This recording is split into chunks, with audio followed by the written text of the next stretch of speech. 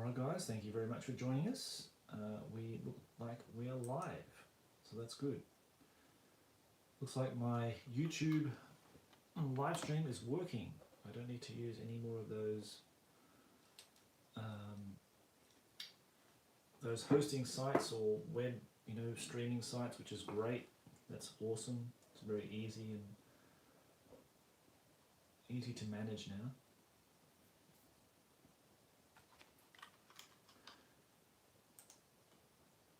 So I hope you guys are doing well. Table Salt's here. Hey mate, how you going? And the Caledonian, how you going, mate? So this is actually a video for you, Caledonian. This is the banner, how I did my banners. This is what the Caledonian asked me in one of my other videos for the bad moons, and the process of actually how I did it. Yeah, it's fairly straightforward. It's basically just the old school way of drawing out your banners on a piece of paper. This is just regular drawing paper.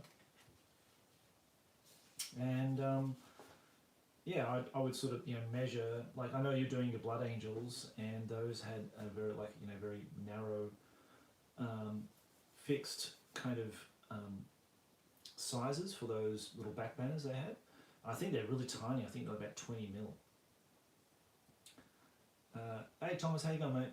And if I was going to do those just for those blood angels that you have there, and they look really nice, by the way. And if people haven't seen the Caledonian's videos, go and check him out, because I know he does a lot of mainly historical stuff. If you like historical Napoleonics and that kind of thing, but he does have some kind of retro videos where he's looking at doing all the second edition plastics, and he's got a really nice selection of plastic blood angel marines there, which are really nice. And he's asking about doing the banners because he found some on eBay, and some guy wanted £10 for the stickers that you could buy. I've got some here because Marcel kindly sent me some, and for my Space Wolves. So and they're quite nice, but I think I actually prefer doing this the old style way, and just drawing them out on a piece of paper. And I hope that's coming up under the camera okay. But yeah, basically I would just measure out the size I need. Now in the case of the Caledonian, if you're doing it just for your blood angels, I would actually measure it out on the banner pole, because it's got like a T-shaped banner pole. Just paint it in one colour and then use a transfer. If you have transfers, I would just use a transfer to put over the top of that. So to actually paint it, once you've actually drawn out your design and how the size you need and that kind of thing, first you need to varnish it. Now some people say you don't need to varnish. I recommend varnishing your post-drawn banner design. For one reason is that the paint won't absorb into the paper, and you won't get any sort of messy results and that kind of thing. I've tried it both ways, and I found that the varnishing really helps get the paint to flow, especially if you're using inks. That really helps a lot. And of course, this is not only applied for 40K banners, but for any banners that you're doing. And I'm sure there's a myriad of ways of doing it. People have talked about doing it with alfoil, the stuff you use like for baking, not baking, but for wrapping things in, to put them in the oven and that kind of thing, like oven paper and that kind of stuff. I use it on plastic card. You've got all different kinds of things. What varnish would you recommend? Okay, that's a good question. Now you can spray it on with a varnish. I used to use like this Liquid-X varnish I buy from the art store. It's just quite cheap. It's quite economical really when you look at it. I think it costs about $10, and you just get enough to last you for ages and ages and ages. I don't know actually how much is in this. It's 120 mils. Yeah, it's tons. I just brush it on. I'm going to paint this banner in tonight anyway, and so we can have a look at how we do that. So I'm just going to put some on my palette, drop a couple of drops there, and give that a good coat. I'm using my trusted brushes that I get here from Japan that are really super cheap, and I bought some new ones actually. These are the famous blue brushes that I think if I got $1 for everybody who asked me where these brushes come from, I would be a millionaire by now.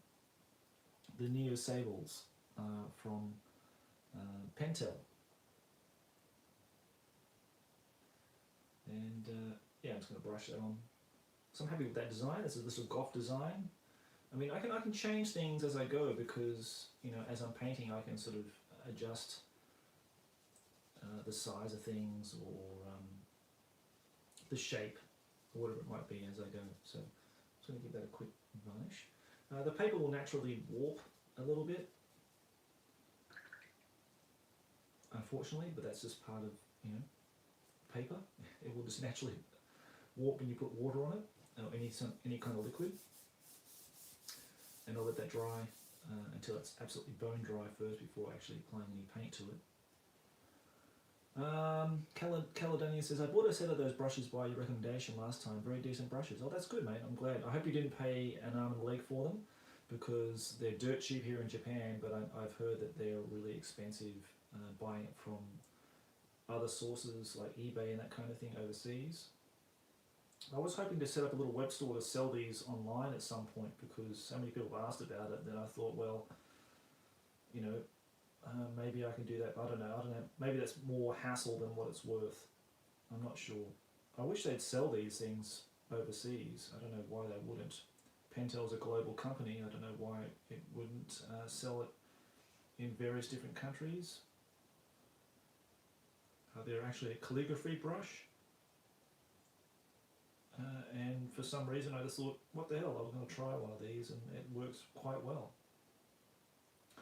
Now I do use the Artis Opus brushes too because I do want a brush that has a really fine point for doing a lot of fine detail and that kind of thing, which I highly recommend too.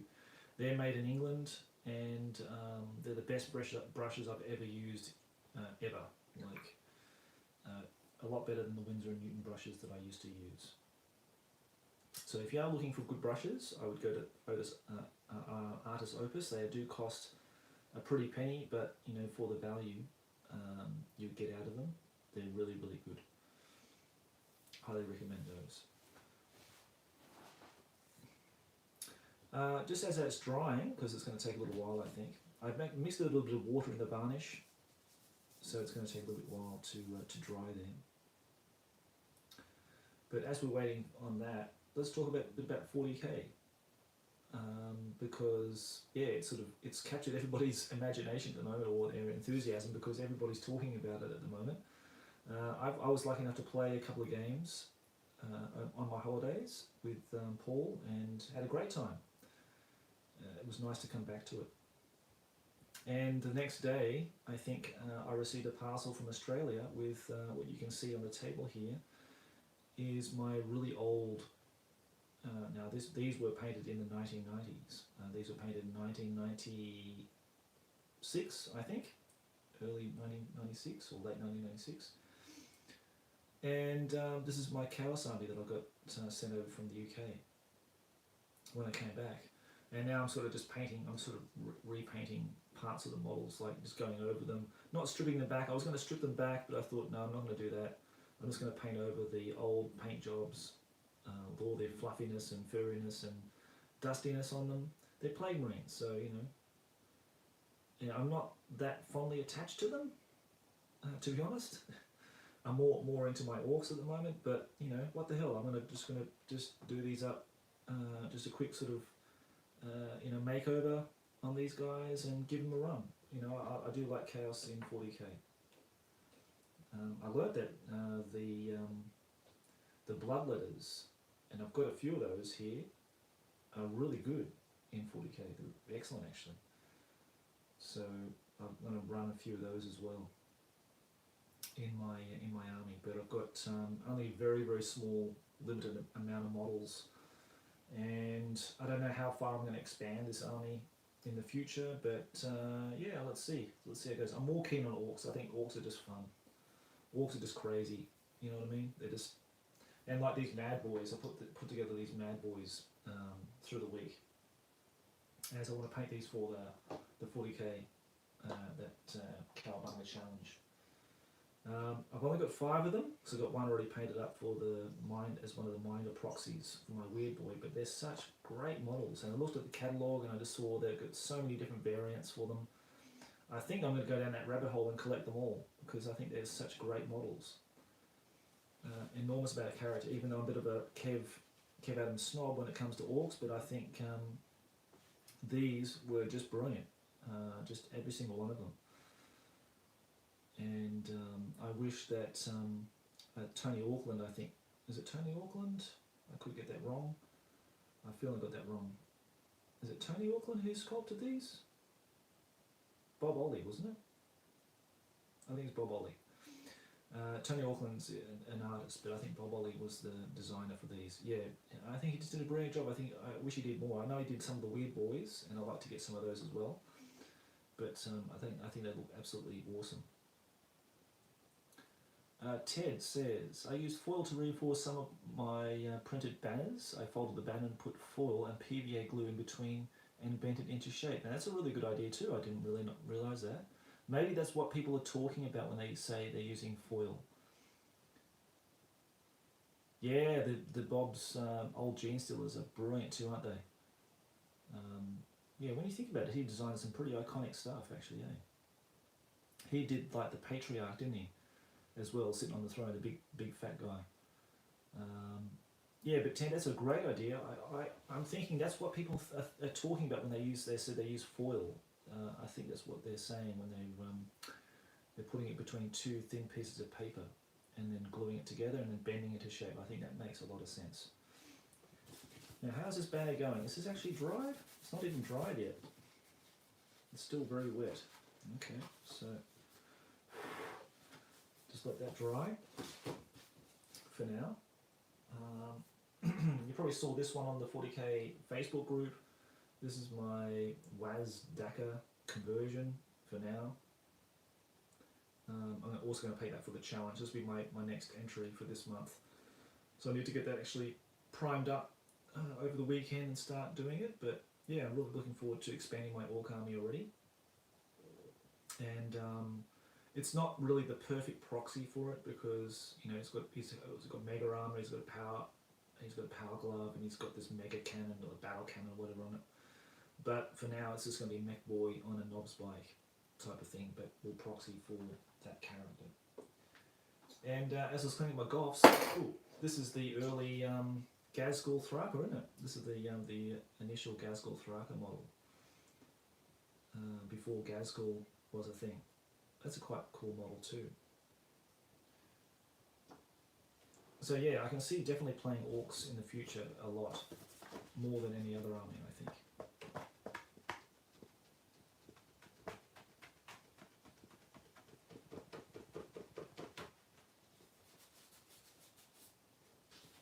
And what have you guys been up to lately? What projects are you guys working on?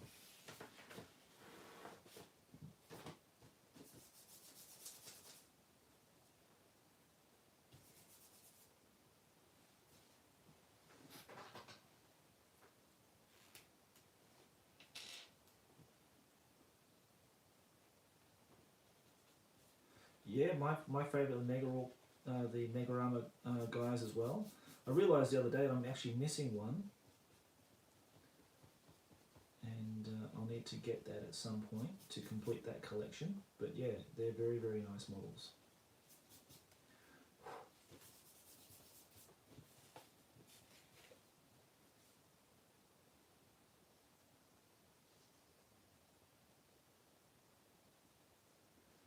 I'm going to have a lot of goffs to do now, so I'm going to have to do some goff banners for these guys. I was going to do like the inner part of the banner white and do the main part of the bull's head in black, but I think I might go red and black like they do in the epic banners and that kind of thing. I suppose there's different variations you can do, but I suppose it's red, black and white are the goff main colours, aren't they?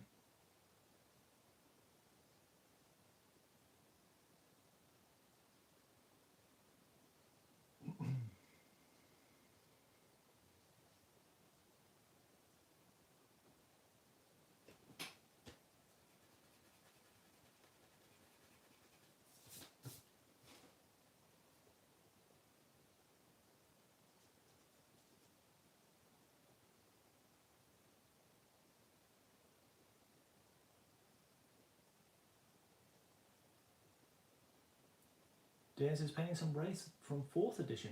Oh, great. I love those models.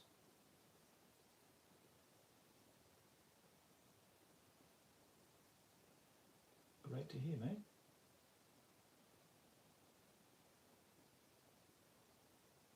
I would love to, yeah, get into undead at some point.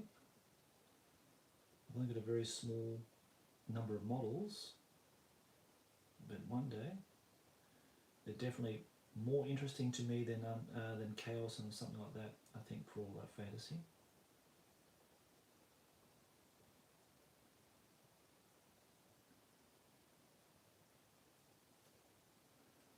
Catalan said, I'm painting some Cursed City as we speak. Okay, so you got that game, eh? You're one of the lucky, I don't know how many thousands of copies were sold, but yeah, good stuff.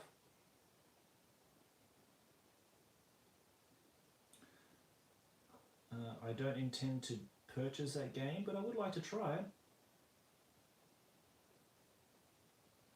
I like the undead in it. I like the undead models. And, you know, them being plastic, but it's a board game, you know, I'm pretty cool with that. You know what I mean? Because, like, all my favourite board games all got plastic models in it.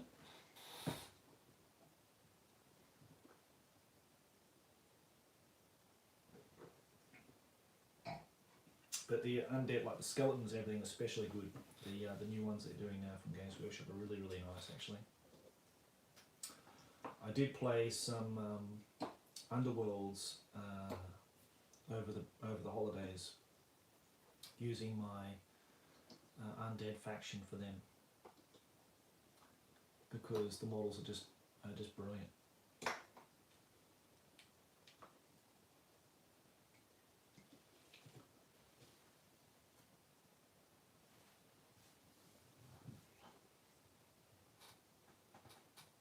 Yeah, the race are really quick to paint, wouldn't they? Because it'd be like just robes and just a face here and there, and that's it. You know, some hands, and that's all.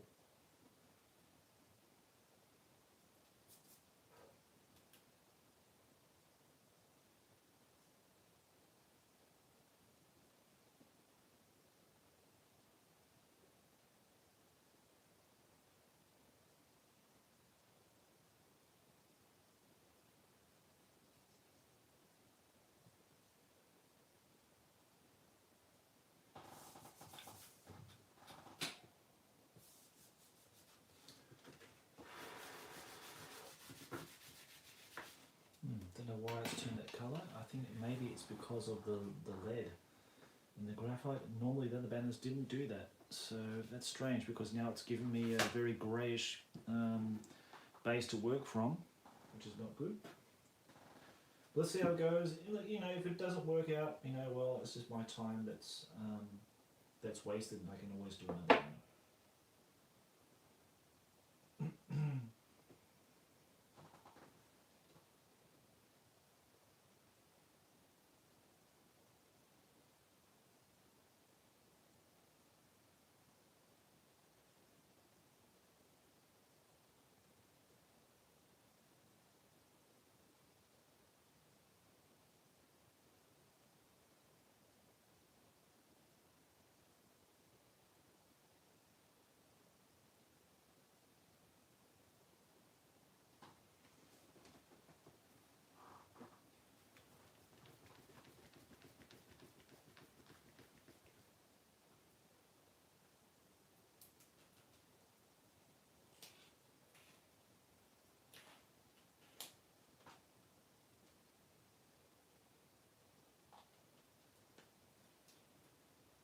Yeah, I think the prices now for a lot of the GW stuff is just, you know, I don't buy any new stuff, mate.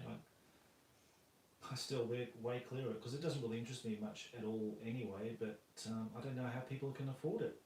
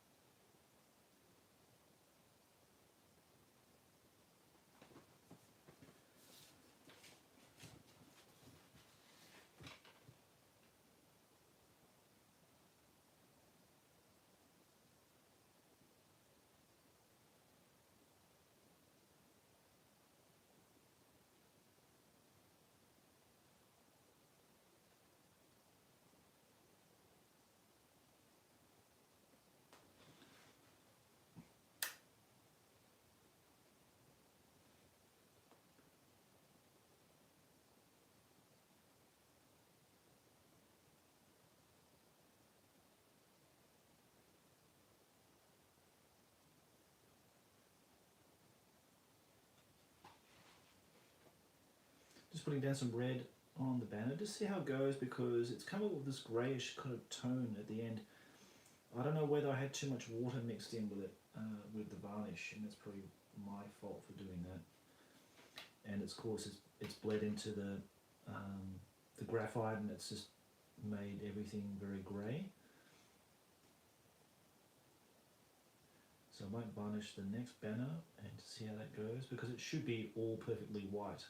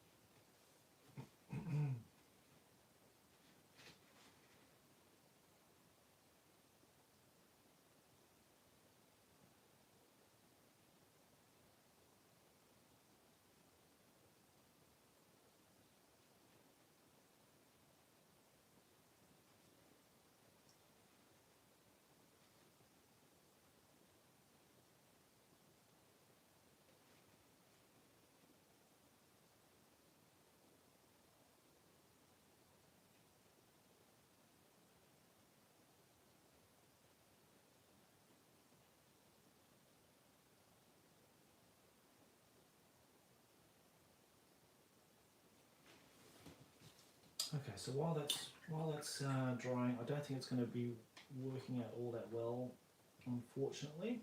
So I'm just going to get some varnish. Yeah, that's better. I don't know why the other one went all grey on me. That was really strange. So let's varnish this one up and maybe just do this second one instead.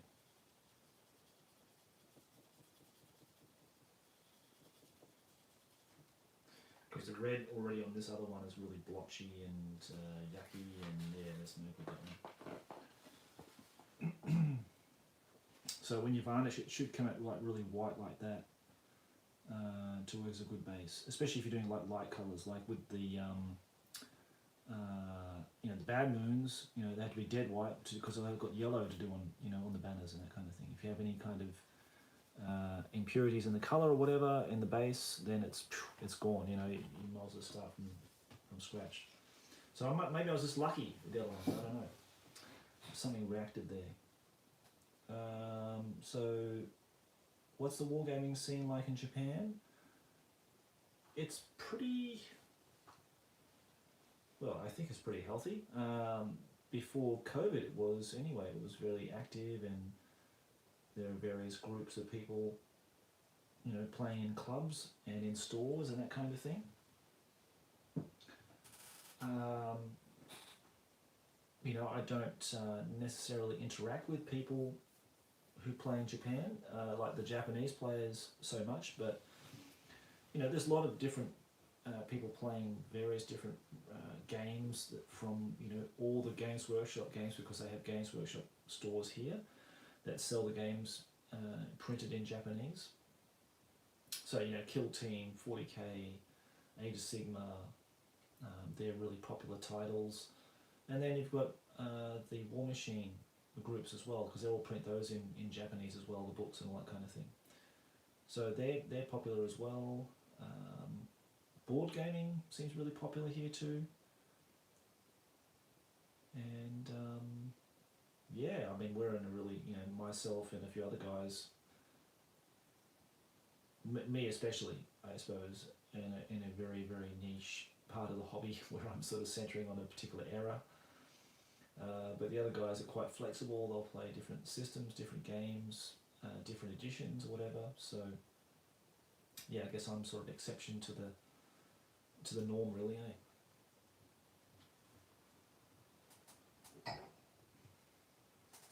But a lot of the US military guys have their own bases and they have their games clubs. There's one here in Tokyo that I'm sure, yeah, there's massive 40k events here, and they've even got like a big Twitch channel, I think, as well, for those guys playing 9th edition. They're doing their own tournaments and that kind of stuff here. Oh, this is much better. This is the way I wanted to paint a banner. So yeah, disregard the one above. This is much better because this is flowing nicely. It's getting a nice vibrant red colour there on the banner.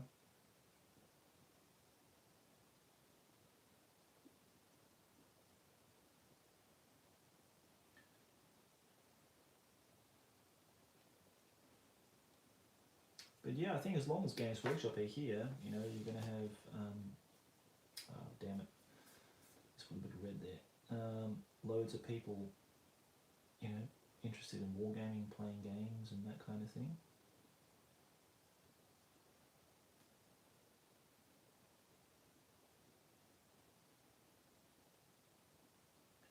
I think Games Workshop, in fact I'm pretty sure they did before COVID kicked in, they had some kind of program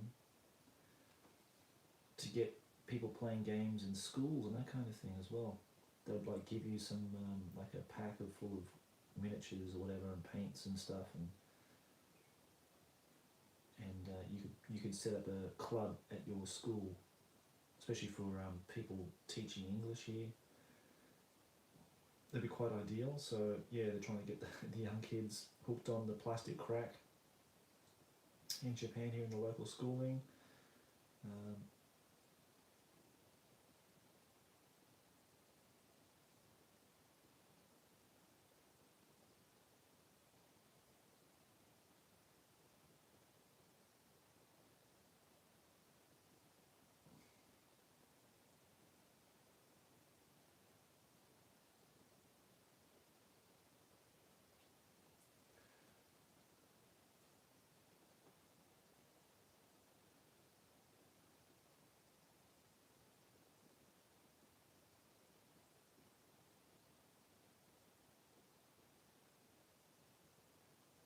Ah, Dave, this red is actually an ink, mate.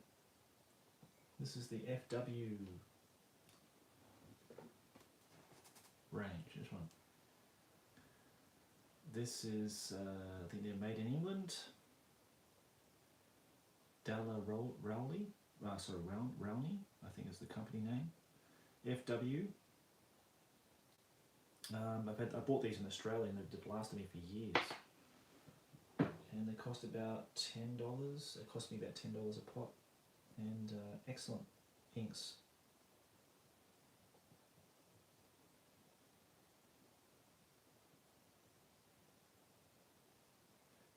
I prefer those more than the you know, the miniature inks. You know what I mean?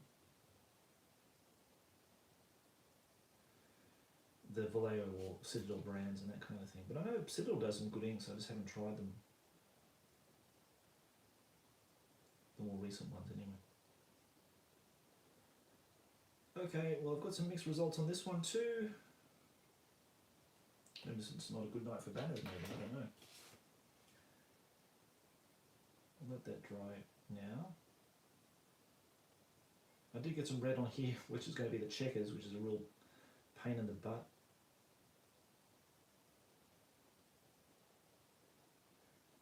Sort of try to work around that. I'm probably going to use a Sharpie to put all the black and white checkers in. That's the way I normally do it. I hope the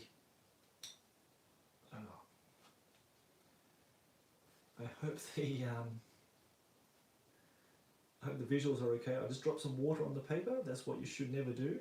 And I'm going to move the paint pot and the water pot on the other side. Wow, I'm having a really bad night with banners, aren't I? This is not good at all. I mean, if that was a finished banner, I'd been pretty displeased if I'd done that. Just let that dry, and it's coming a little bit patchy. That's the other thing. I probably should have given it 2 coats. I'm sort of rushing things through and not taking my time. But yeah, I normally give that 2 coats of varnish before I'd start painting it, just so I don't have any streaks, because now it's all streaky and it's going to not look all that good, unfortunately.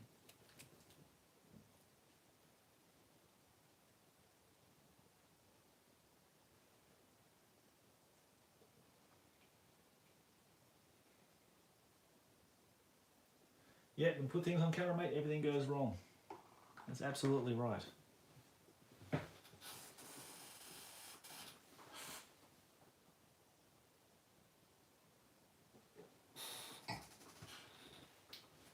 And a lot of the banners, I've got this file here, like this one for example. It's just printed from the, I'm doing this from the Skaven book, so I just printed that from the Skaven book from work, and then on photocopied paper, and then just varnished it and then painted over the top of the design, and then I'll just cut them out. I'd varnish the back as well, and then paint the back, and then cut it out, as I did with this one for the plague monks, and there you go. You got a banner. So you do, if you have these in your army books, then yeah, just go and photocopy them, and yeah, varnish and paint. I mean, they work perfectly for that kind of thing. So they're a really good resource too. Now for the 40k ones, I don't think they have those designs in them from 2nd edition. I'm not sure. I'll need to check. I know the 40k one doesn't have it, but the Orc one does have a few designs there. If the Space Marine has one, then I would just do that. I would just photocopy them, varnish them, paint them, and just follow that process, because that's much easier. That's good, man. I'm glad, Caledonian, that you've learned a few things. I'm always learning, mate. I'm learning stuff. I've learned things from my good mate Angel, because I would go with a Sharpie and go around all the edges after I finished, and it had this really stark black bold lines everywhere. Well, I don't do that now, because I talked to him about his banners. His banners are really, really nice, and he doesn't do that. Now I just use to embolden or shade areas, I just use a darker colour to the one I'm using. So for red, I use like a really dark, rich, deep red to shade in areas and that kind of thing, instead of just using a black line. And I just found that to be much more pleasing on the eye. So he's onto a good thing there, Angel. So I think I don't know if the studio guys did the same thing, but I just found that to be much more pleasing on the eye. That you don't have all these really big black lines everywhere, defining all the edges and stuff. But let's see how this goes. I think this might go to absolute crap, because this doesn't look very good at all. I did have another design that I was working on too, but I can't find it anywhere. Another little golf banner that I was working on initially, and I just can't find it anywhere. I'm having a lot of that these past few weeks. Just lost miniatures. I just can't find them anywhere anymore. I don't know what's happened. I don't know. I mean, listening to the podcast about gnomes and fairies and that kind of thing, and that Owen Staten recommended to me to listen to on Twitter, and it's been such a great podcast. But now I'm thinking maybe there are some goblins or critters roaming around at night stealing stuff out of my boxes and stuff. That's the only explanation I have for missing loads of things in my room. I don't know what's happening, but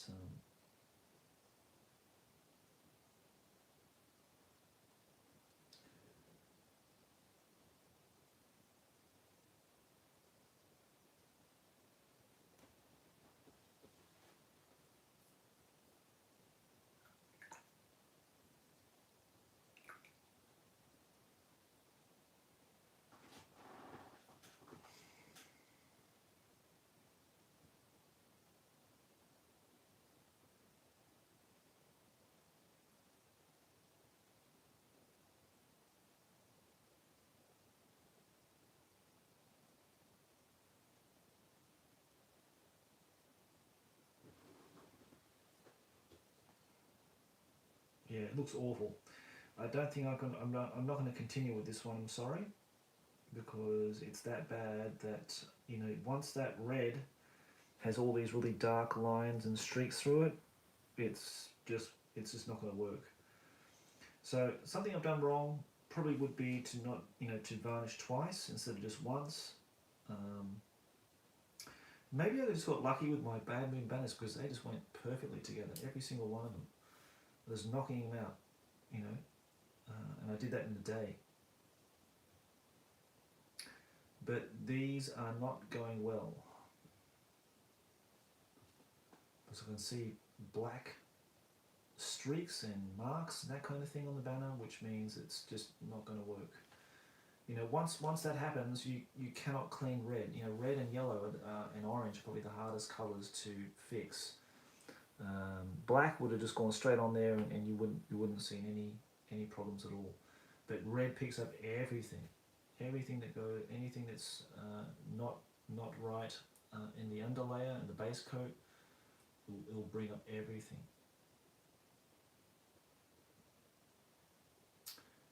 Yeah, thanks, man. I'm really happy with I'm really proud of my bad moons. I still have a few more to do of those because I've got another knob that needs a banner.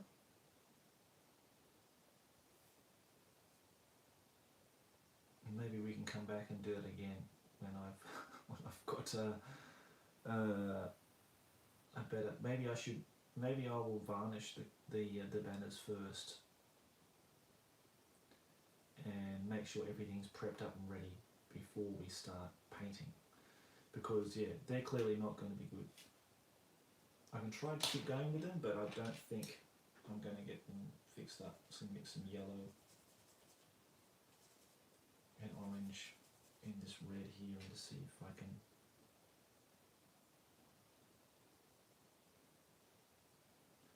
try to rescue this banner here.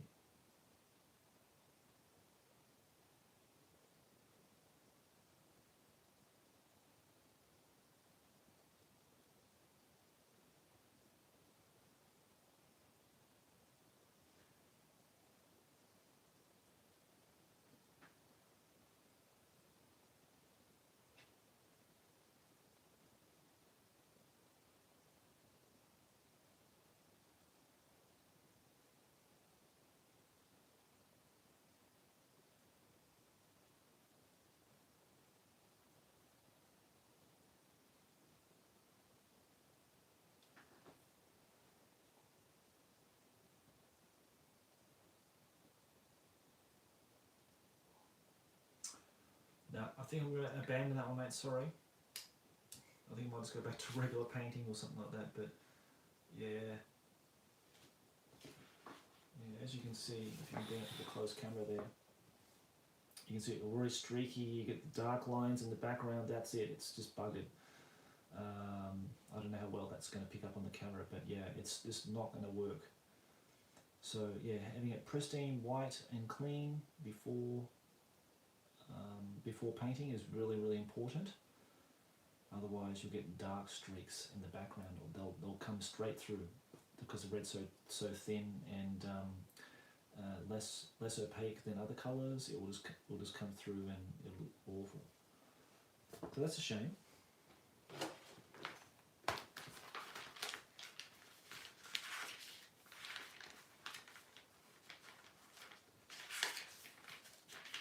I found some other banners here. Like I think I worked on one before, didn't I? This,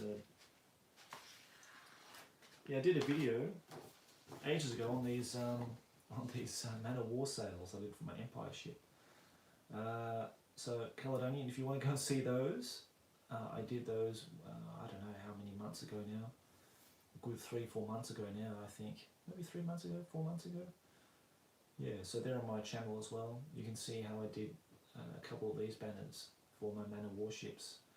Basically, it's exactly the same principle. So just, you know, drawing out the size, drawing out the design, and then varnishing and painting over the top of that. These are then lined in with like a black Sharpie pen, and that's just on personal preference. I probably wouldn't do that again. I'll probably just do it with darker shades of the base colour. But yeah, basically the same principle though, exactly the same. If you want to go to that length and measure to do it, otherwise, you know, you can just print them from there'll be some source online that you can print out the designs and then varnish and paint instead of drawing them out yourself. I thought I'd try it because I thought there'd be no other alternatives for me actually. Until my good friend in Marcel in Germany sent me some coloured copies of them, so it was really nice of him to do that.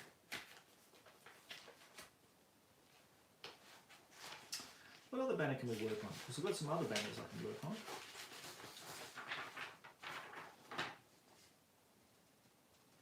Got one for my Black Orcs. That's one from the Orc and Goblin Banners section in the book. So I do have only Black Orc there without a banner. I'm replacing all the banners that I have on my miniatures now to the old style of banners, basically. I had a lot of, I think they're from 6th or 7th edition, the plastic banners that people would, put on their miniatures, on their standards and that kind of thing. And I've replaced those now with all the old school type paper banners.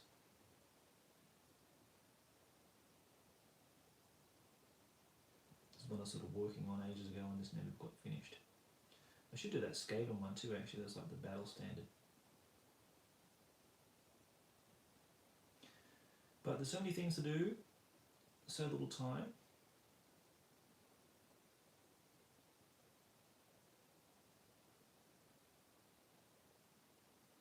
I think I literally need to retire before I can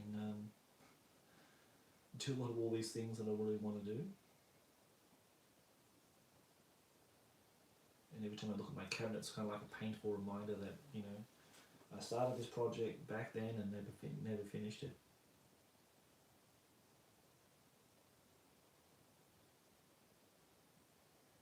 And this is photocopy paper, so really, really thin paper, but it still works. Still does the job.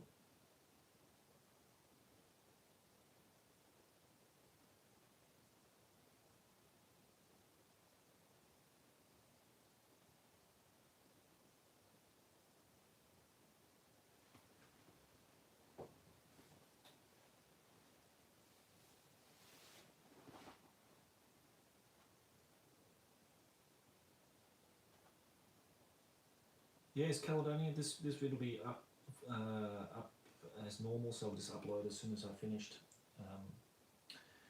the live stream, so you can watch it anytime, mate, in your leisure. So don't walk your dog, that's fine.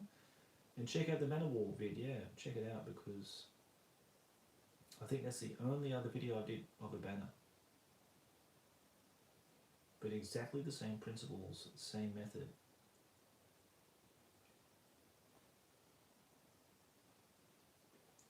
But okay, I want to finish this banner because I want to paint some 40k. 40k has been burning my brain this last couple of weeks, and I can't get myself off 40k at the moment. And looking through the 40k codex brought back some really good memories of working in the studio. So that gave some nice memories of that time.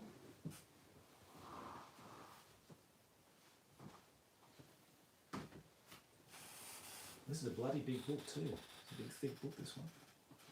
I was surprised how bloody thick it is. I think this must be the biggest book from the 40k codex line.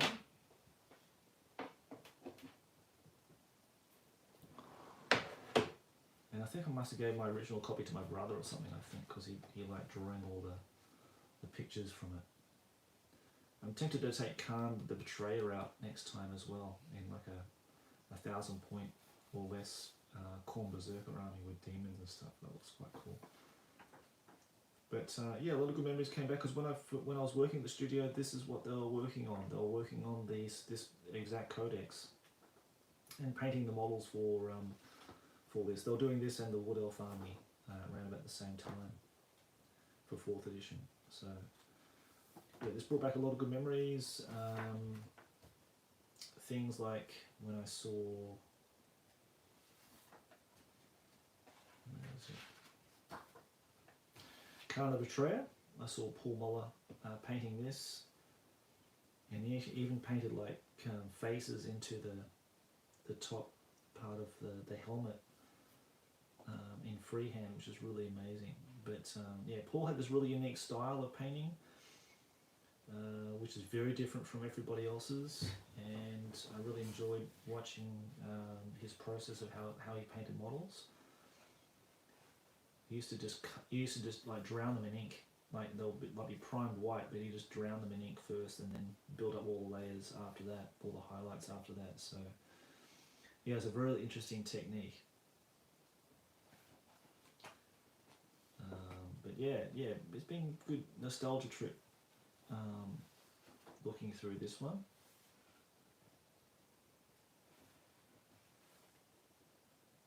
And Paul did this Black Legion squad conversion as well, of one of the veteran sergeants. I think it's a really nice conversion.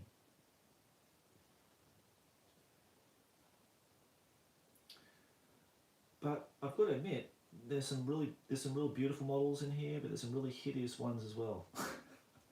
I've got some of the hideous models too. I've got some of the heavy weapon dudes. They're just shocking. They're really, really awful.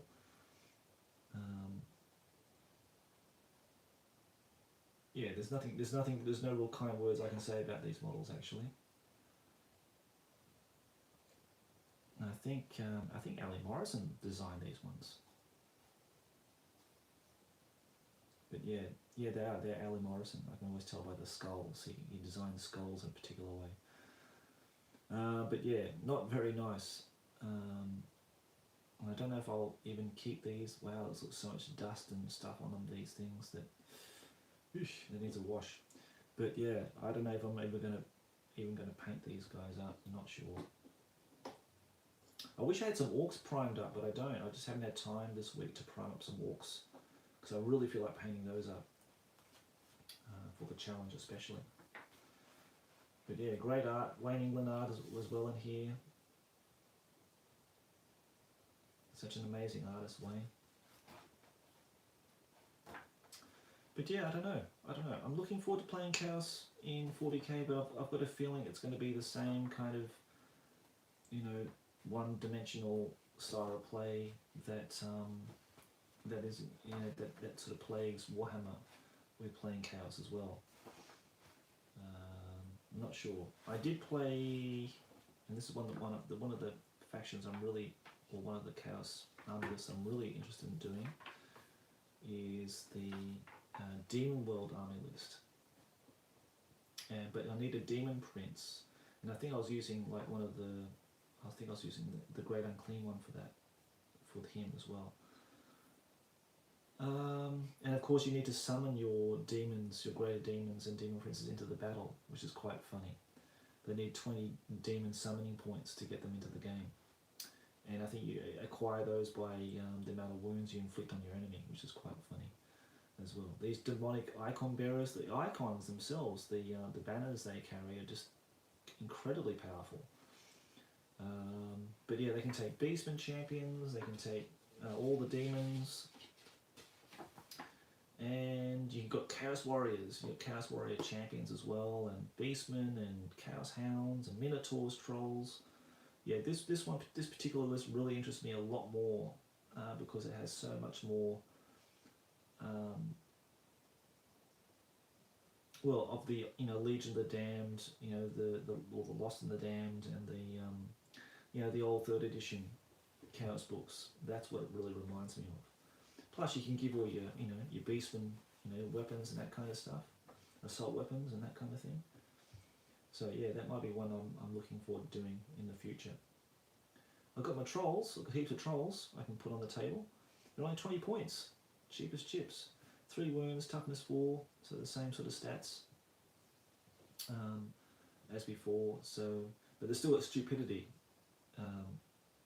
which is a bit of a bummer. But they've got a 4+ unmodified save. I don't. Okay, so it represents their regeneration damage. Okay, so it's a 4+ unmodified save. So they made them weaker, but they've reduced the cost of their points. Beastmen are really costly. They're 15 points per model. That's interesting. Yeah, so it's yeah, it's been good to just have a look through that the book again. You know what I mean? After all this time. So thanks to Brad in Australia who kindly sold me this whole big package of 40k goodness. I even got the Chaos gift, the Chaos reward cards in my Dark Millennium set too. So there must have been a White Dwarf, you know, part of the White Dwarf packages or whatever they gave, what, you know, like cardboard cards and that kind of thing, and tokens and stuff. So I've got all these light grey markers as well.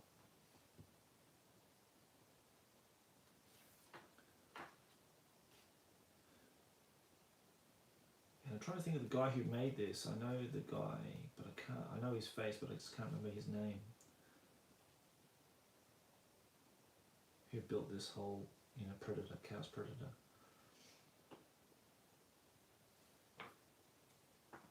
But yeah, it's been cool. It's been good. It's been good to get back into 40k again. I hope you guys are doing it too.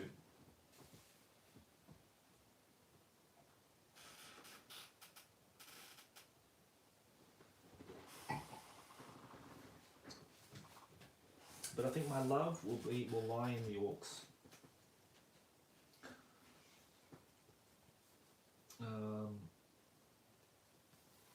And for the same reasons for fantasy, I think they're just these feral, crazy, you know,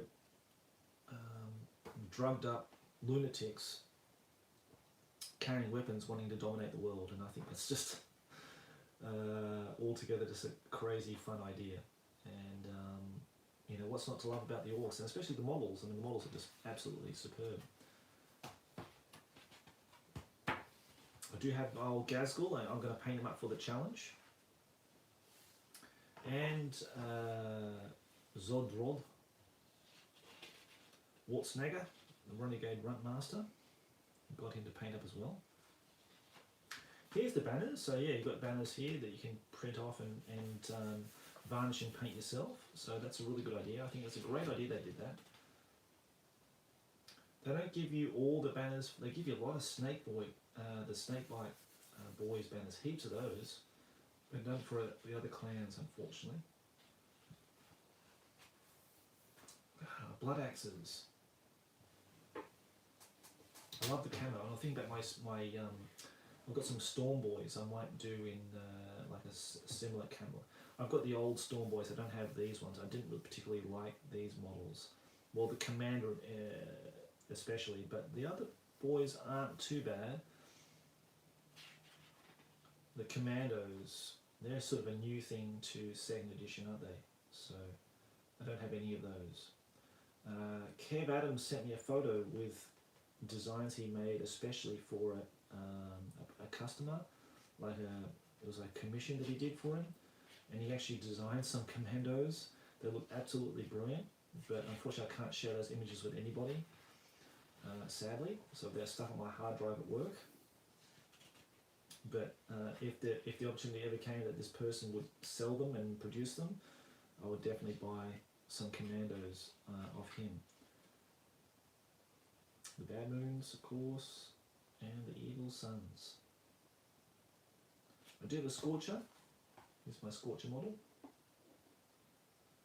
I've got four of these that I can put on the tabletop. I'm sure Paul's really keen to see these in action, especially 4 of them. But I'm going to paint up one of them and see how it goes. And yeah, great bit of kit. I love the guy in this little tin can, like Oscar the Grouch, controlling the heavy flamer. That's absolutely awesome. And this little mad goblin with his monkey wrench at the back there, pulling this lever to release the fuel for the Scorcher. It's absolutely excellent. Yeah, I could just see myself having more fun painting them, you know what I mean? From any other faction. And I think I've always had that with orcs and goblins. They've just been more, they're very colourful too. You know, look at the freebooters. Look how much colour and vibrancy and variation you can get in them, and you know, it's more interesting as a painting project for me. I've got a lot of these dudes too, all these golf boys or the scar boys and knobs.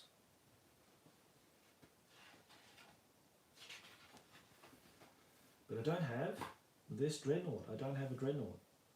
I'm sort of torn between this version, the Norman Swales dreadnought, or the original Kev Adams dreadnought. I like them both, actually. So yeah, I'll have to invest in a dreadnought at some point. And the Gretchen. I love all the original Gretchen too. They're wonderful models. Now the snake bites, these are Alan Perry or Michael Perry designs. And I know Peter was, going mad over these ball boys at some point. I think he got a few. I did have a few of these, but I let them go because I didn't have the balls and I wasn't really keen on the models. I actually painted those. Now it just came to me. I actually painted those when I was in London for the store, our Oxford store. I painted some of these models. I took them home and painted them.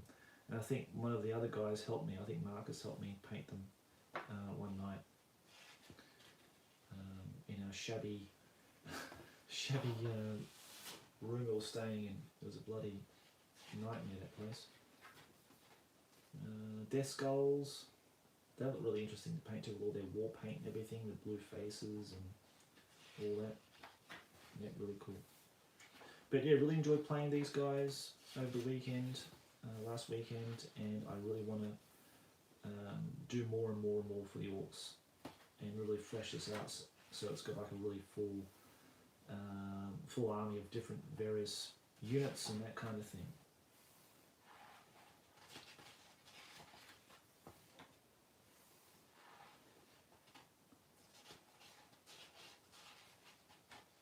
Dave says, must have been an exciting time to be part of the studio, seeing the new sculpts just as it was really taking off. It was, mate. It was really awesome. I used to go up to there's like up in this on the second floor. There's a massive row of cabinets full of miniatures painted, and I used to go up there and just sit in front of all the miniatures and just sit there and look at them, and they were just amazing, man. Yeah, it was the best time. That's for sure. Alright, let's get back to painting then, because I can look at these books for ages now. Looking at the terrain too, has been really nice as well. I need to get back onto my terrain projects and get some 40k terrain up and running. I do have some bits and pieces I've been working on. Really quick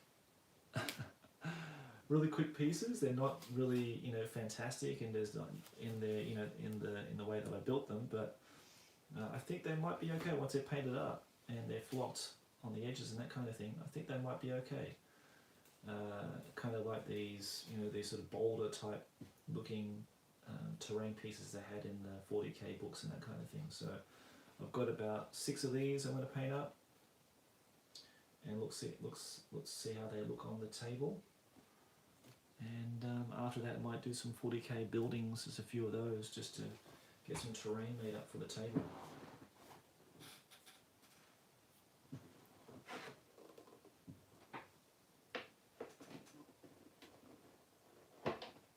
So Flomar says, I see a box of Squat Warriors. Yes. This was sent to me by my kind good friend, Martin, ex-painter from Rackham. Grand Barb, I think is how you pronounce his last name, even though he told me it was incorrectly pronounced. So sorry Martin if you do see this video, but yeah, he kindly sent me these. I need to repay him by buying him some of these gacha, the little, like 500 yen or $5 machines where they sell you these plastic kits for like little robots and that kind of thing. He was after those models. I just haven't had a chance to get there and have a look because of COVID and all that kind of stuff. But one day, Martin, one day you'll get your little special Japanese models, mate. Okay, what am I going to paint? Well, so much choices there. I haven't got any orcs to paint up, unfortunately. I don't think I've got anything primed up for my orcs. No, nothing. I think I've painted everything. So I'll just continue on with my chaos stuff then. just for a bit, and I'm going to end up, I think we've been going for about an hour so far. We've been streaming for about 61 minutes, so I'm going to end it fairly soon, guys, sorry. But we can always come back for another paint and chat if you want to in the future.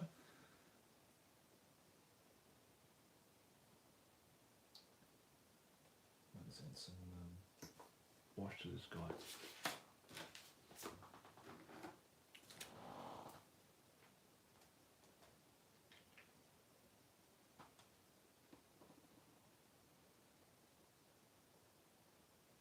Yeah, Flomos, I totally agree with you, mate. I don't think they've made anything as good as... Well, I haven't got the ones I really want is the Rogue Trader books for the Orcs, because I've seen the PDFs and they look absolutely brilliant.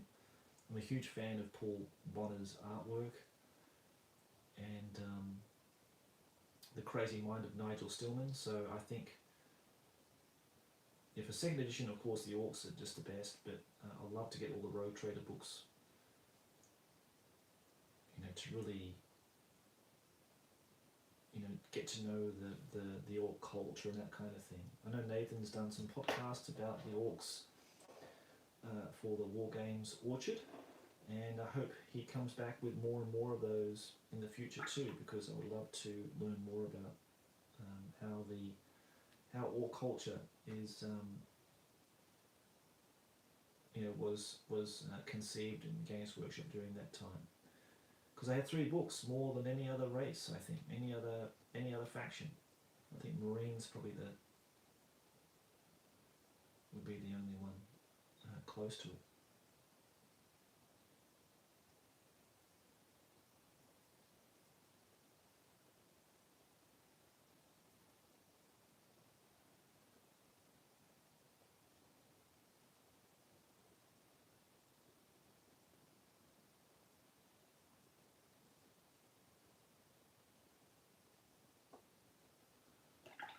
Me too, I had the Lost and Down one as well.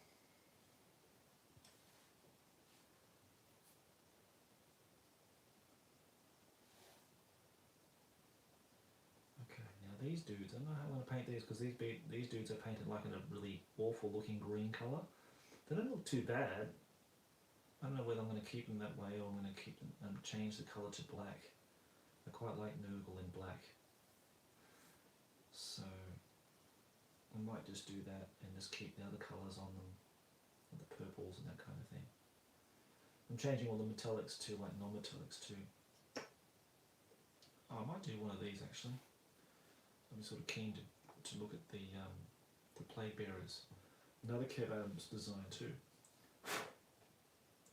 I do have to change the basing on these guys though, because I don't know what I use. I don't know if I use cat litter or something on these things. Back in the day, it looks like cat litter. It's really coarse kind of sand. It's got all kinds of stuff on it now, all kinds of furries on it.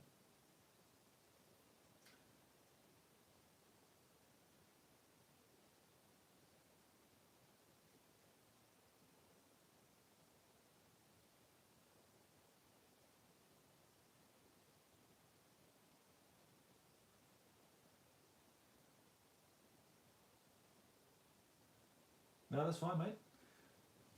I don't know which Legion, Black Legion.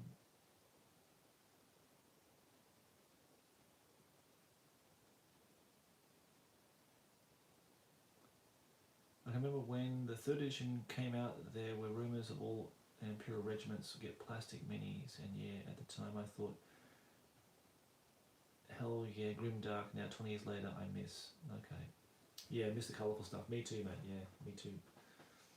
But you know, we're still living in these times, I guess. We're still painting our old miniatures. For me, I'm painting them again. So you get twice as much fun. Get to paint them once and paint them again.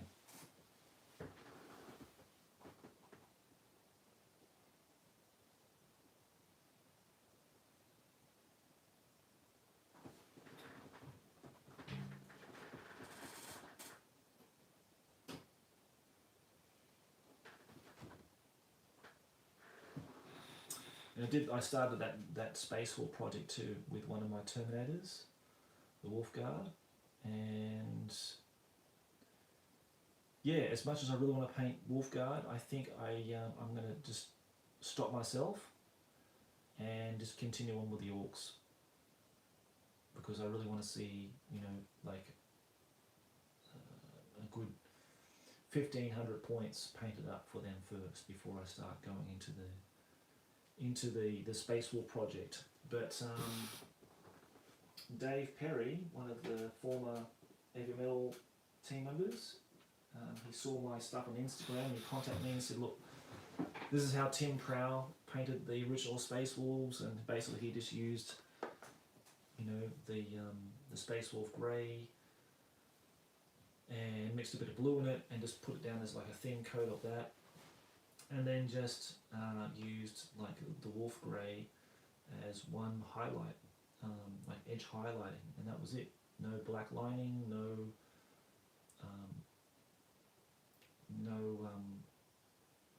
you know, nothing to create this sort of stark difference in the colours and that kind of thing. And I thought, yeah, that's pretty much spot on, because when I look at the boxes, you know, when I look at these, you know, these colours here, that's what it looks like. It just looks like just two coats of paint. You know, one sort of like a dark grey and one's a light grey, and that's it. So yeah, so thanks Dave for letting me know about that. And yeah, I hope to do a. I've got some other Terminators here. Of course, I've got the other 4 as well that I need to paint up. So we should do that as a video, as Flo Mars said. We should do that as a guide on that. The old Bjorn Mini, Bjorn, yes, I do have it. Maybe this one you're talking about, yeah? The old Dreadnought. Beyond the Fell-Handed, I think it's called.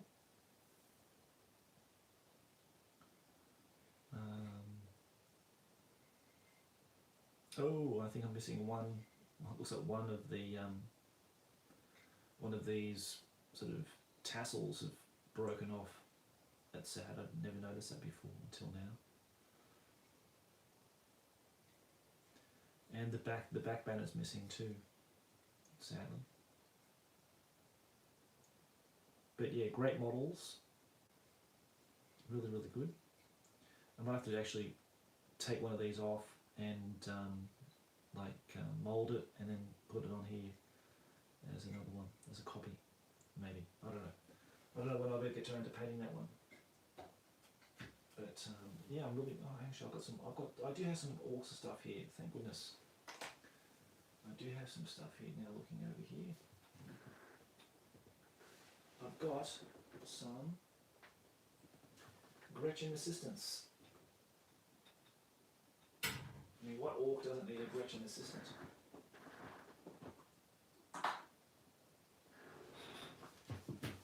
These tiny little dudes. Absolutely gorgeous models. I wish I had more and more of them.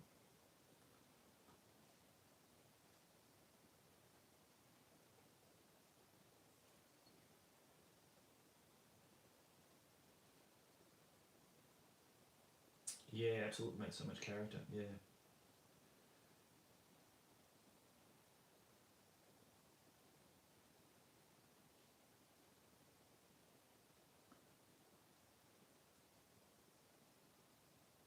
Hey, Void Captain Bazooka.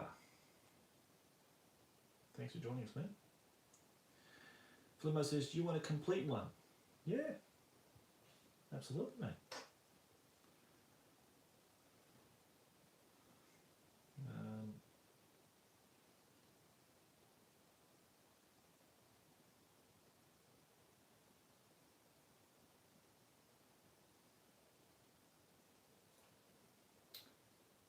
Yeah, my Space Wolves look nice. I'm not really sure about the armour yet.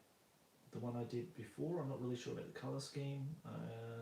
It was a bit of a sort of touch and go, whether I was going to just strip it all back and start it all again, because I want it to look as close as I can to the studio colour scheme. And painting grey armour is a real bloody pain. It's not really enjoyable, and I don't know if I've got the staying power to get the whole army painted up of them actually.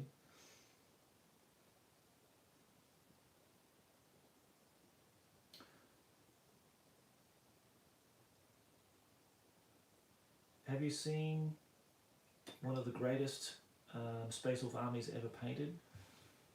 It's in one of the White Dwarves, and it was painted by, I think, a Danish guy, one of the studio painters back in the day. What was his name again? Just trying to think what issue it was. I was on Twitter, some guy posted it up, and I get close up my glass of wine here, guys. There you go. That wasn't intended. Sorry.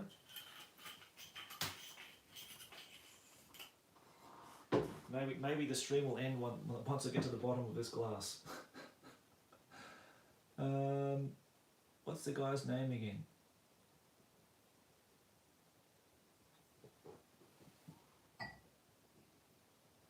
He was a brilliant guy. He was almost like a prodigy. Anything he put his hands to, he just turned into gold. Can't remember his name, but yeah, he was just an amazing painter and had the best looking Space Wolf army I've ever seen. And I think he basically scratch built a lot of his models.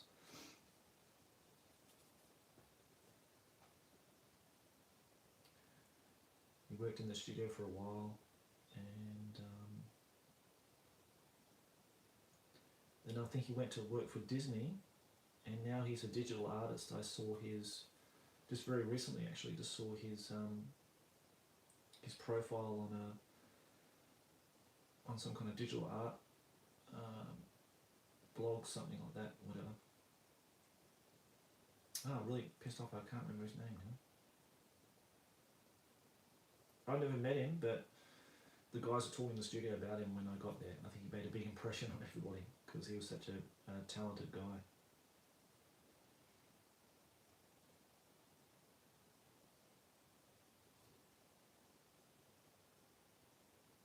Kim Seiberg, that's it.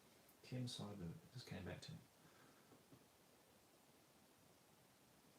Yeah, he did the Ranulph conversion. He did a whole heap of conversions, and they were just absolutely magnificent. I mean, if there's anybody who was going to challenge Mike McVeigh to being the greatest painter of that time, it was going to be him.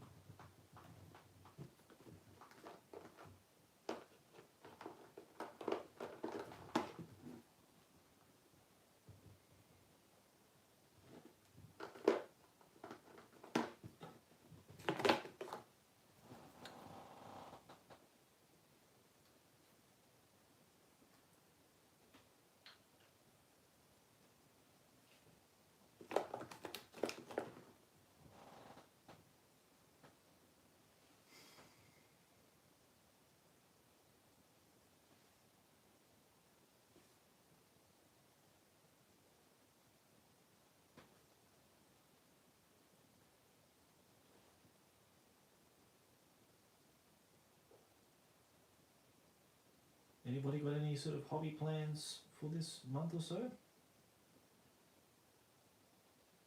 Any projects that you can't wait to get stuck into or wanting to finish?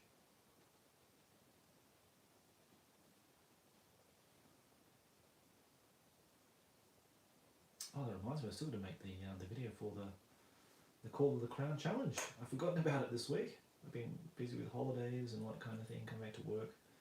Maybe tomorrow I'll get stuck into that.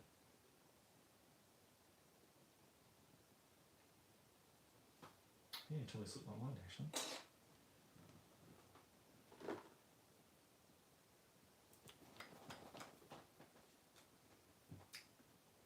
Repainting, Ted says, I'm repainting a unit of the 1997 Brian Nelson Orc Biggins. Yeah, I saw that, mate. It looked cool. For the Call of the Crown at the moment, painting them for the first time over 20 years ago. Wow, that's great, mate. Awesome. Ted's also the famous person who did the Chaos Dwarf army that was featured on Warhammer TV.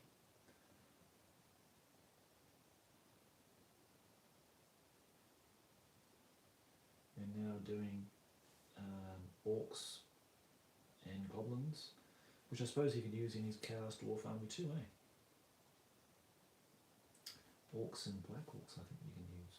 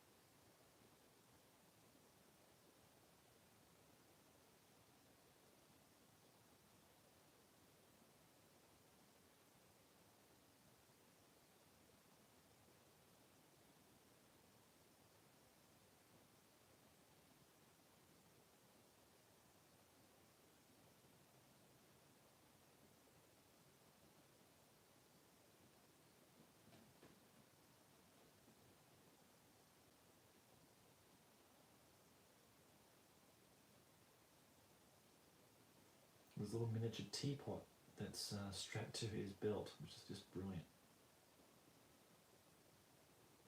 And that's one of the things I really like about Rackham miniatures too, the confrontation models, that they have all this wonderful details of accessories strapped onto their belts and buckles and that kind of thing, their backpacks. Just makes painting models so much more interesting. I'm sure they were really inspired by Kev's work.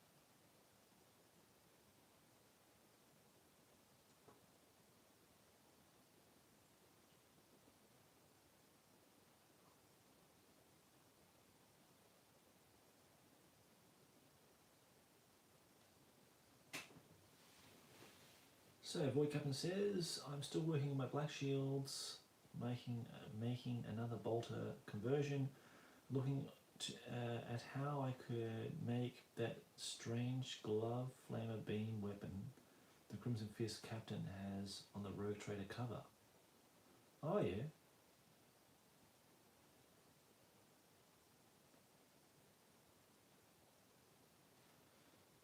Oh, okay. Well, good luck with that, mate. I don't know how to make that. Sadly, I don't have a bits box. I mean, I don't think I ever had one for 40k. I don't even have one for fantasy, really. But I'm sure if you have a bits box, you'll find something, or even a plastic card or something, to make your conversion happen.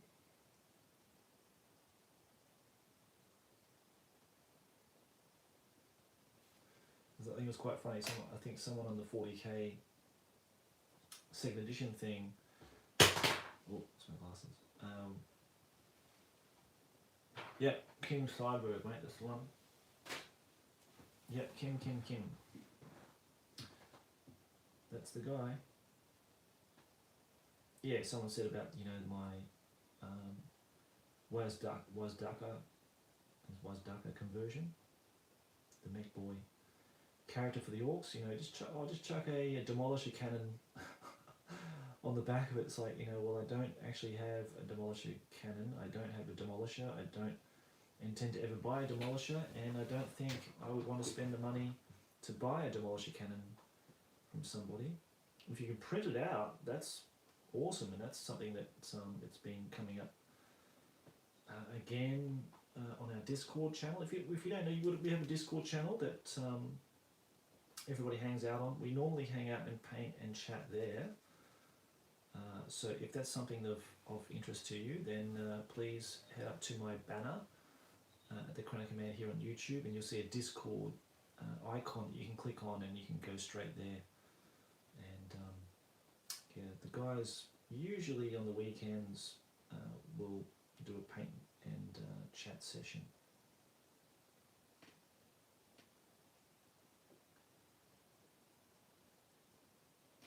I thought I'd do one of these tonight because I haven't done it for a very, very long time. And some people enjoy this kind of, format. So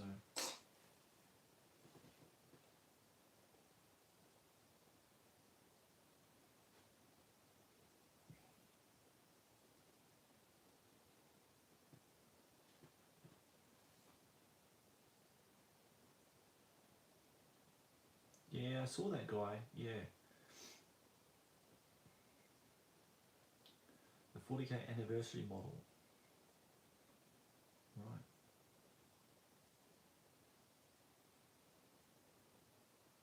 Cool, mate. That's good.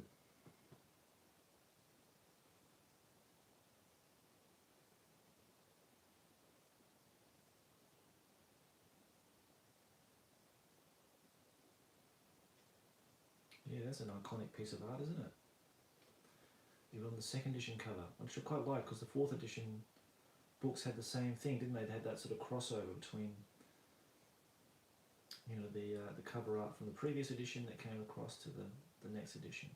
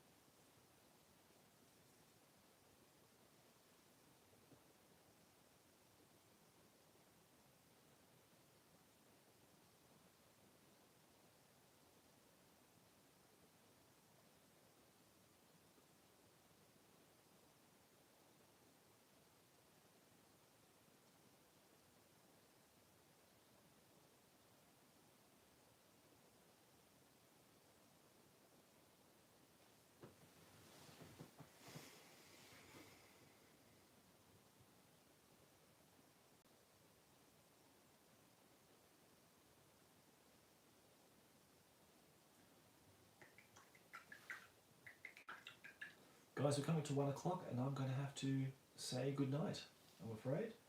I've got to work tomorrow, so, and I suppose this angle is not really the best angle for me to show off what I'm doing in my painting anyway. So I'm going to have to start priming up some more orc models and get them ready, and so we can come back and do another paint session at some point. But in the meantime, if you want to hang out with us in our Discord channel, again, just go out to my banner on this YouTube channel, and you can see an icon there for the Discord channel. So click on that; it will direct you to the direct you straight there, and you can join us in a paint and chat there through the week. You're more than welcome. So thank you, Void Captain Bazooka. Thank you very much, Ted, for joining us. It was good to talk to you. Thank you, Flo Mars.